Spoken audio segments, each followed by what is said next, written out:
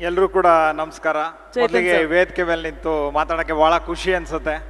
And ಶಿವಣ್ಣನ ಬಗ್ಗೆ ಮಾತಾಡಬೇಕು ಅಂತಂದರೆ ಪದಗಳ ಸಾಲಲ್ಲ, ದಿನಗಳ ಸಾಲಲ್ಲ.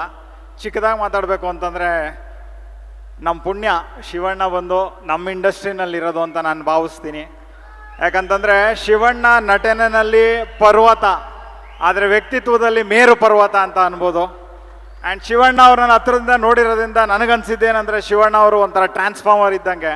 ಯಾವಾಗಲೂ ಎನರ್ಜಿ ಫ್ಲೋ ಇರುತ್ತೆ, ಎಷ್ಟೋ ಮನೆಗಳಲ್ಲಿ ದೀಪ ಉರಿತಾ ಇರುತ್ತೆ ಶಿವಣ್ಣ ಇದ್ದರೆ. ಆ್ಯಂಡ್ ಅಣ್ಣ ಇದೇ ಥರ ಸಿನಿಮಾಗಳು ಸಾಲು ಸಿನಿಮಾಗಳು ಬರಲಿ ಅಂತ ನಾನು ಕೇಳ್ಕೊತೀನಿ.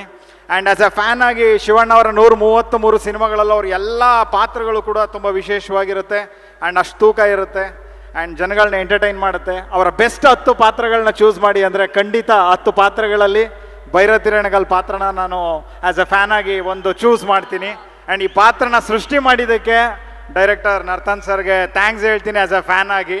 ಮುಫ್ತಿ ಸಿನಿಮಾ ನೋಡಿದಾಗ ಅಯ್ಯೋ ಇಷ್ಟು ಬೇಗ ಮುಗ್ದೋಯ್ತಲ್ಲ ಅಂತ ಅನ್ನಿಸ್ತಾ ಇತ್ತು. ಆ ಪಾತ್ರ ಮತ್ತೆ ನೋಡ್ಬೇಕು ಅನ್ನಿಸ್ತಾ ಇತ್ತು. ಯಾಕಂತಂದರೆ ಆ ಪಾತ್ರದಲ್ಲಿದ್ದಂಥ ಗತ್ತು, ಆ ಗಮ್ಮತ್ತು, ಅದಕ್ಕೊಂದು ದೌಲತ್ತು ಮತ್ತು ಆ ಘನತೆ ಹಂಗಿತ್ತು. ಆ್ಯಂಡ್ ಆಸ್ ಅ ಫ್ಯಾನ್ ಆಗಿ ನಾನು ಮಾರ್ನಿಂಗ್ ಶೋ ಕಾಯ್ತಾ ಇರ್ತೀನಿ. ಆ್ಯಂಡ್ ಈ ಒಂದು ಸಿನಿಮಾದಲ್ಲಿ ಅಭಿನಯಿಸಿರೋ ಎಲ್ಲ ಕಲಾವಿದರು ಕೂಡ ಶುಭವಾಗಲಿ, ಎಲ್ಲ ತಂತ್ರಜ್ಞರಿಗೆ ಶುಭವಾಗಲಿ. And Ravi Basur sir music ಮಾತಾಡೋಂಗಿಲ್ಲ, ಬ್ಯಾಂಗ್ ಆ ಒಂದು ಸಾಂಗ್ಗೆ ಅಷ್ಟೊಂದು ಮೈ ಜುಮನ್ಸುತ್ತೆ. ಥಿಯೇಟ್ರಲ್ಲಿ ವೆಯ್ಟ್ ಮಾಡ್ತಾಯಿದ್ದೀನಿ sir. And Naveen sir photography amazing ಆಗಿದೆ. ಆ್ಯಸ್ ಎ ಟೆಕ್ನಿಷಿಯನ್ ಆಗಿ ನಂಗೆ ಸಿಕ್ಕಾಪಟ್ಟೆ ಇಷ್ಟ. ಬೆಸ್ಟ್ ಟೆಕ್ನಿಷಿಯನ್ಸ್ ಎಲ್ಲರೂ ಸೇರಿದ್ದಾರೆ, ವರ್ಕ್ ಮಾಡಿದ್ದಾರೆ. ಆ್ಯಂಡ್ ಕೊನೆಯದಾಗಿ ಹೇಳಬೇಕು ಅಂತಂದರೆ ಅಣ್ಣ, ನಿಮಗೆ ಮೊದಲಿಂದನೂ ರೆಕಾರ್ಡ್ಸ್ನ ಬ್ರೇಕ್ ಮಾಡಿ ಅಭ್ಯಾಸ.